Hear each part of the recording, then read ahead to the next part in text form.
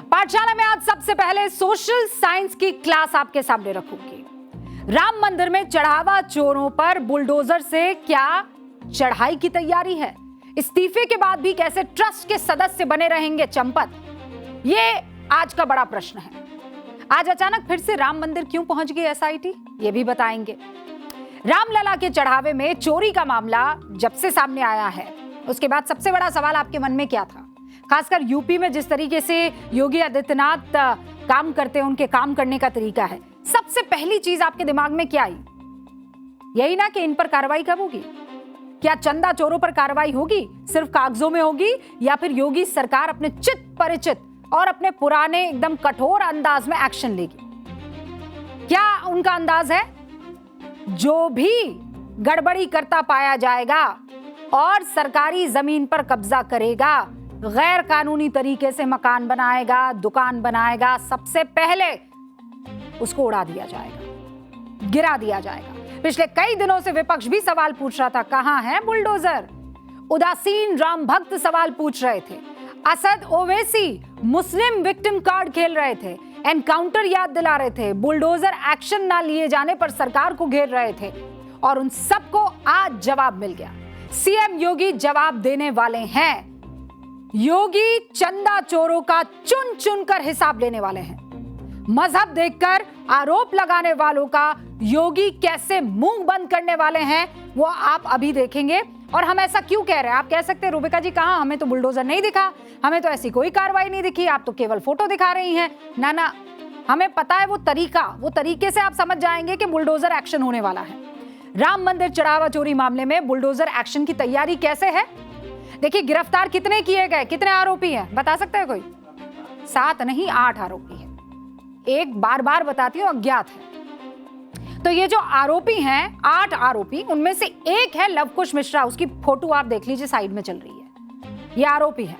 नाम क्या है इसका? लवकुश मिश्रा। चंदा चोरी के आरोपी सिर्फ गिरफ्तार नहीं हो रही है, ये जो है ये सिर्फ गिरफ्तार नहीं हुआ है। चढ़ावे की एक एक पाई वसूली गई, और एक एक पाई अभी मतलब कितनी और बाकी है, कितनी वसूली है, ये मैं आगे बताऊंगी। लेकिन चढ़ावा चोरी पर एक्शन के लिए प्रशासन ने चारों मोर्चों पर काम करना शुरू कर दिया और घेरेबंदी शुरू कर दी है। अब ये 4 मोर्चे कौन से हैं, गिनते जाइएगा। पहला मोर्चा, गिरफ्तारी के बाद छापेमारी करके चुराए गए पैसों की बरामदगी शुरू हो गई है, पहला मोर्चा। दूसरा मोर्चा, पूछताछ में चोरी का पूरा मॉडस ऑपरेंडाई जो है वो जाना जाएगा। तीसरा मोर्चा, बैंक खातों की पड़ताल करके वित्तीय लेन देन का हिसाब जाना जाएगा। और फिर चोरी से जुटाए गए पैसों से बनाई गई अवैध संपत्ति पर क्या चलेगा? बुलडोजर। शुरुआत होगी। 8 आरोपियों की गिरफ्तारी जब की गई, उसमें से सबसे पहले एक्शन की तैयारी लवकुश मिश्रा के अवैध घर पर है। और इसकी तस्दीक क्या करता है? मैं कह रही थी ना कि एक ट्रेंड है, हमें पता है कैसे। अयोध्या डेवलपमेंट अथॉरिटी ने नोटिस चस्पा कर दिया है लवकुश मिश्रा के इसी निर्माणाधीन यानी अंडर कंस्ट्रक्शन बिल्डिंग पर। नोटिस क्या कहता है, जानना चाहेंगे? नोटिस कहता है मकान का निर्माण नियमों का पालन किए बगैर हो रहा है।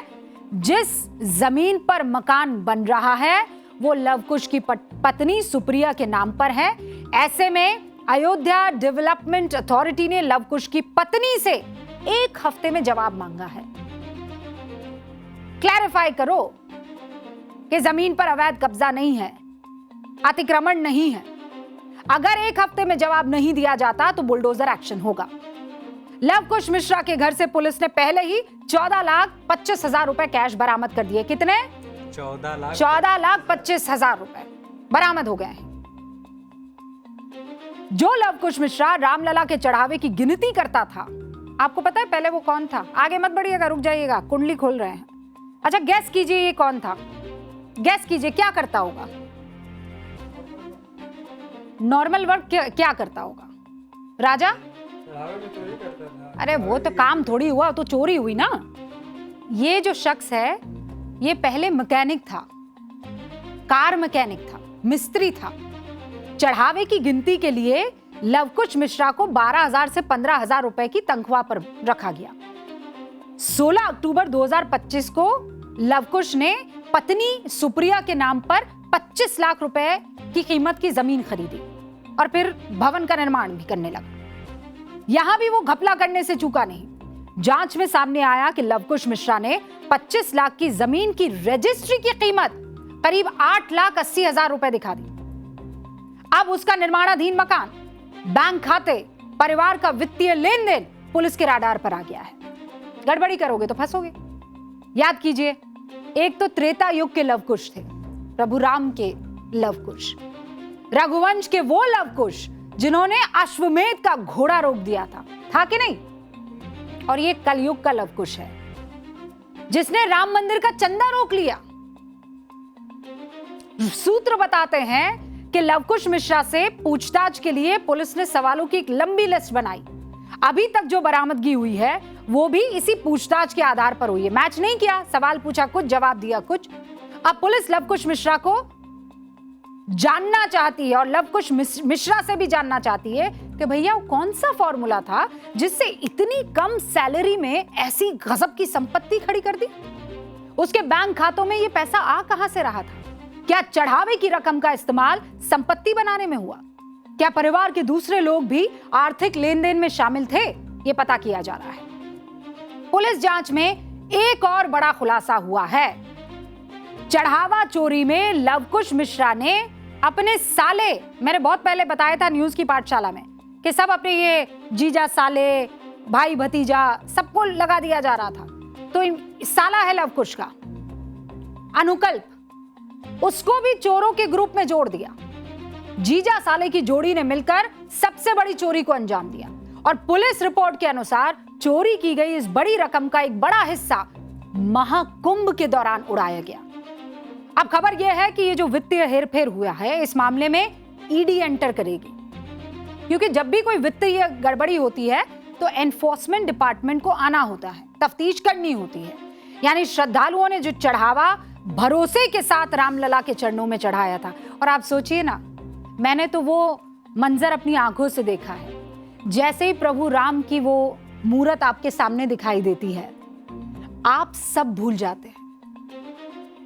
मैंने देखा है महिलाओं को अपने हाथों से कोई सोने की चूड़ी उतार देता, कोई चांदी की पाजेब दान कर देता, जिसके हाथ में जितना रुपया आता था वो दान पेटी में डाल देता। गुप्त दान भी तो एक चीज होती है ना।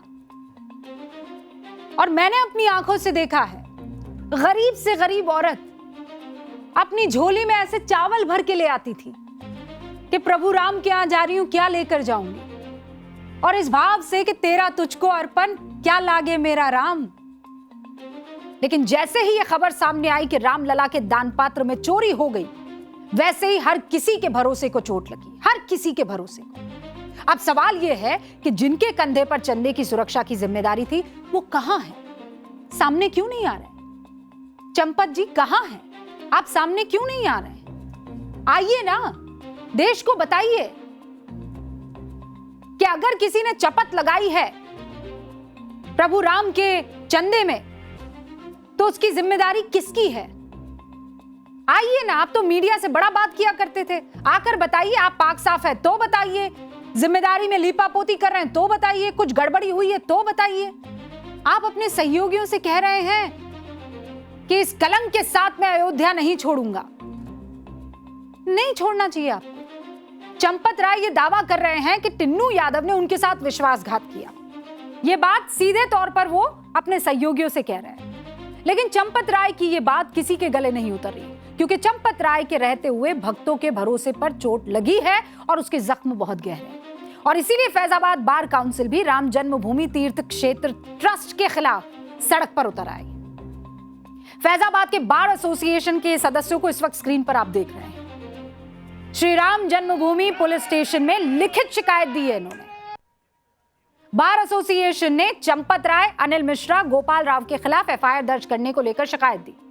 शिकायत में आरोप लगाया कि राम जन्मभूमि तीर्थ क्षेत्र ट्रस्ट के दान पात्र से श्रद्धालुओं के चढ़ाए गए नकद और बहुमूल्य जेवरात की बड़े पैमाने पर चोरी की गई है।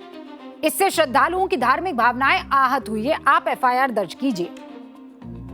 चंदा चोरी के बाद राम मंदिर ट्रस्ट के भविष्य पर सवाल खड़े होने थे और हो रहे। सवाल यह है कि ट्रस्ट रहेगा कि नहीं रहेगा। अगर ट्रस्ट रहेगा तो उसका स्ट्रक्चर क्या होगा, क्योंकि पुराना स्ट्रक्चर तो लग नहीं रहा है कि काम करता है। अब सबकी नजर है 6 जुलाई पर।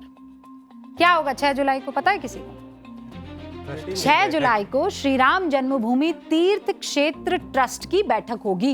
ये जो इस्तीफा दिया है ना अनिल मिश्रा और चंपत राय और इन सब ने, और इस्तीफा भी लिया नहीं है, वो इस्तीफा लेना है कि नहीं लेना है उसका फैसला भी इसी बैठक में होगा।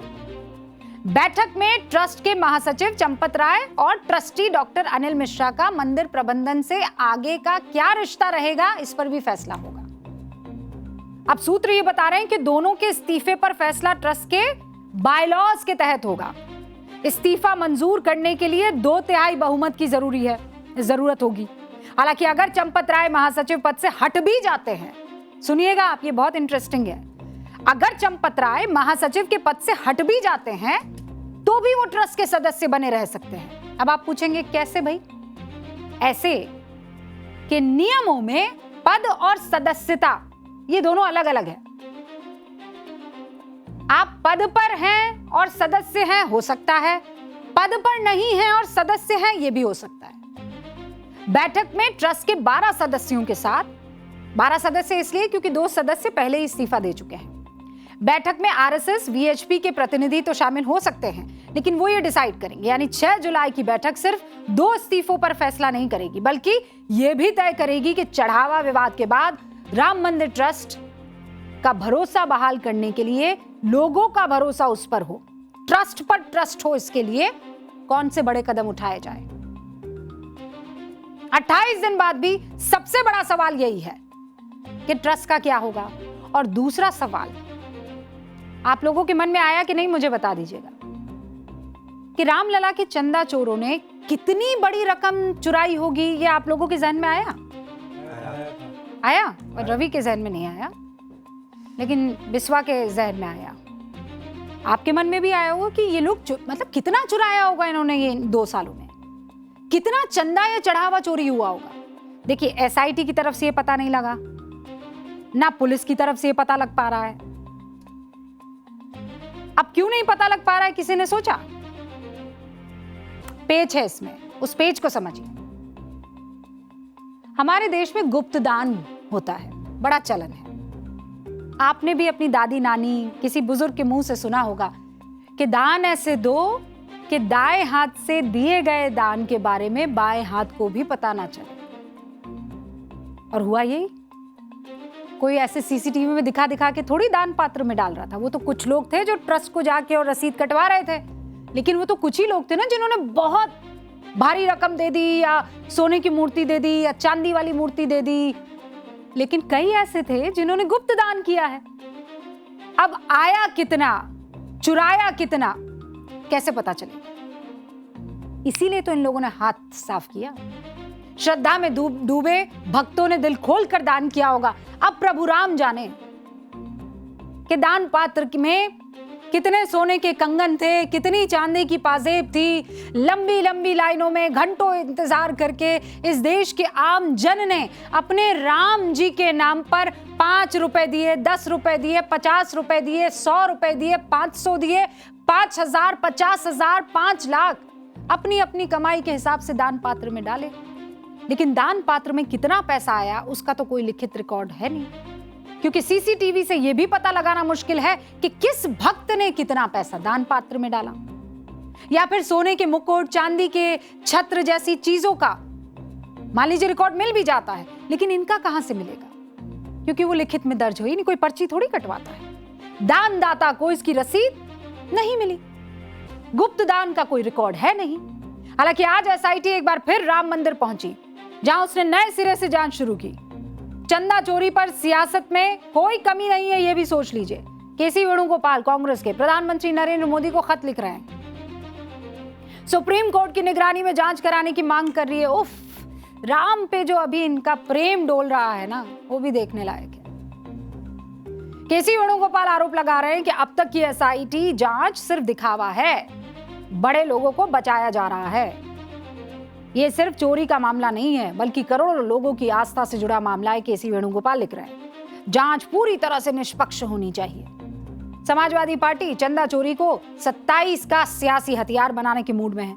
अखिलेश जी कह रहे हैं प्रभु राम मर्यादा के प्रतीक है, संविधान देश की मर्यादा है। बीजेपी ने ना आस्था छोड़ी है ना मर्यादा। इस बार बीजेपी को ना चंदा मिलेगा, ना चढ़ाना और ना वोट। सुनिए जरा। इस बार भारतीय जनता पार्टी को न चंदा मिलने जा रहा है, न भारतीय जनता पार्टी को दान मिलने जा रहा है, न चढ़ावा मिलने जा रहा है और न वोट मिलने जा रहा है। अब हम इंतजार करेंगे ये ताबड़तोड़ जो कार्रवाई हो रही है और जिसके संकेत मिल रहे हैं, क्योंकि अब देखना यही है